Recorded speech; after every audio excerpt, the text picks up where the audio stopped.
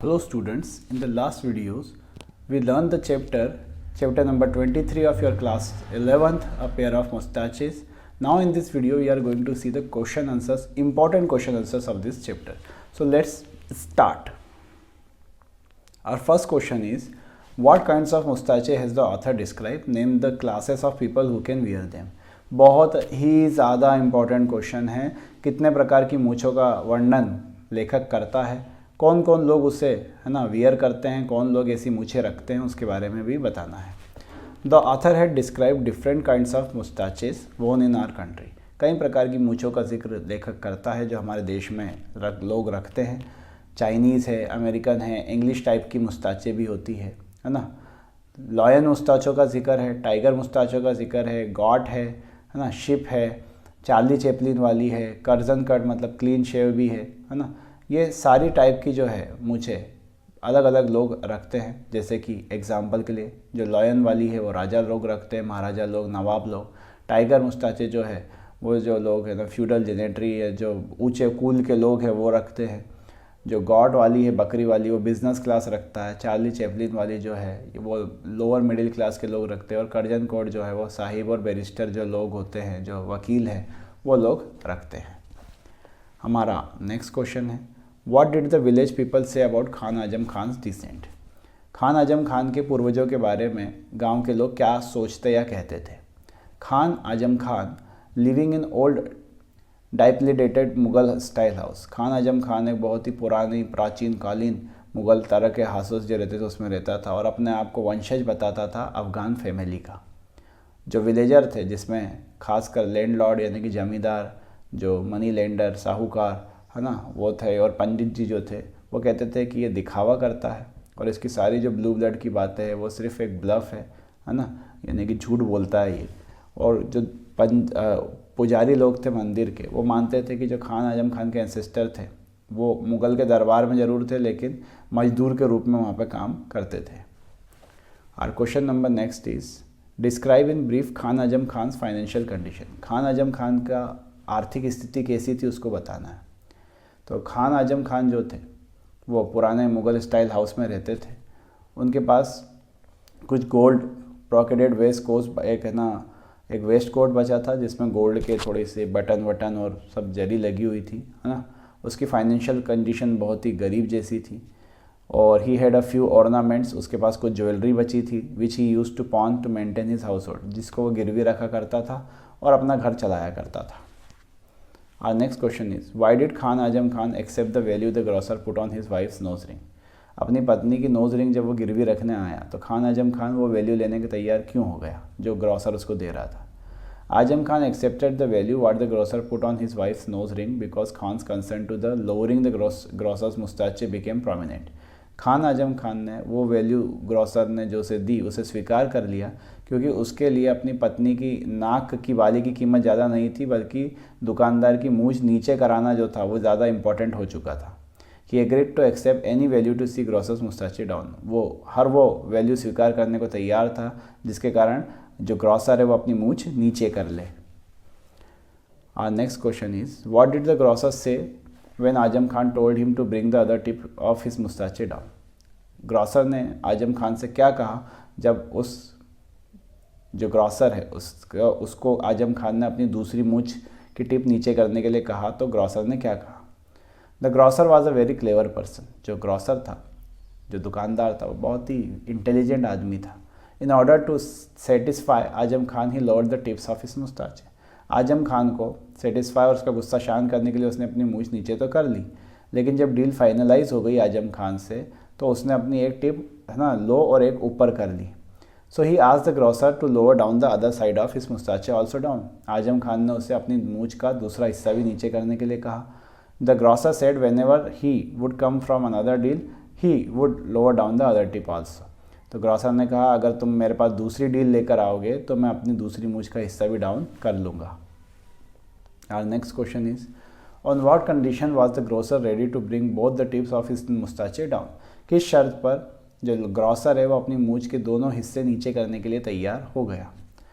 आजम खान नहीं, वो आजम खान है। Azam Khan was adamant to see the both the tips of grocer's moustache down. Azam Khan जो ग्रॉसर है उसकी दोनों मूंछें नीची तरफ देखना चाहता था। The grocer tried to bring Khan to his senses. Grocer ने उसे समझाने की भी कोशिश की, but Khan was in no mood to compromise, लेकिन खान कॉम्प्रोमाइज़ के मूड में नहीं था। Then the grocer said that he wouldn't be even if Khan pawned all the jewellery he possesses to him. और वो जो ग्रॉसर है वो कहता है कि वो दोनों ये शर्त पे वो काम करेगा, उसे अपने घर की सारी ज्वेलरी को उसके पास गिरवी रखना होगा। अगर वो ऐसा करता है तो अपनी दोनों मूछें नीचे कर लेगा। Our next question, why did the villager laugh when Azam Khan walked away?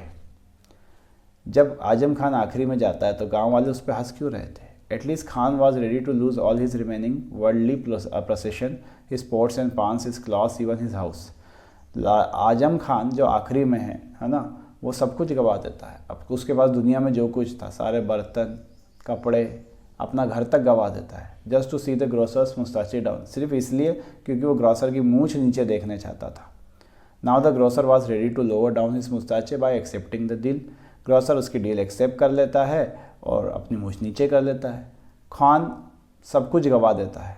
When he walked away saying, जब वो ये कहते हुए बाहर निकलता है कि मेरे पिताजी सुल्तान थे, तो विलेजर उसकी मूर्खता पर और उसके झूठे ना शान पर हंसना शुरू कर देते हैं, उसका मजाक उड़ाना।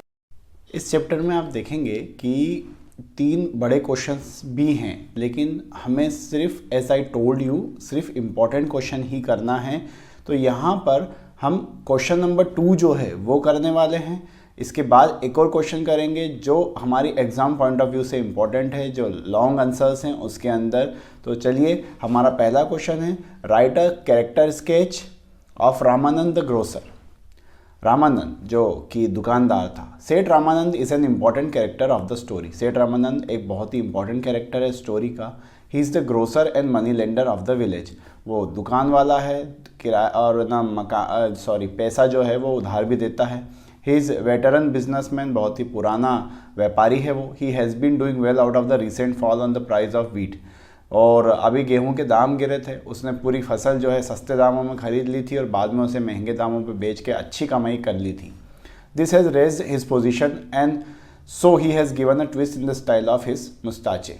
और इससे उसकी पोजीशन बेहतर हुई थी गांव के अंदर, इसलिए वो अपनी मूँछों को ताव देता घूमता था।